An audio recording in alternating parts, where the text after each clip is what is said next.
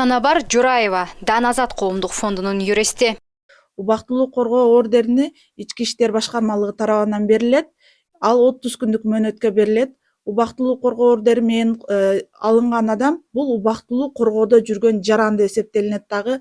Ага карата ошол үй бүлөлүк зомбулук жасаган адам ага карата жакындоого, сүйлөөгө, дагы бир ирет бир зомбулук көрсөтүүгө тыюу салынуучу ордер болуп эсептелинет.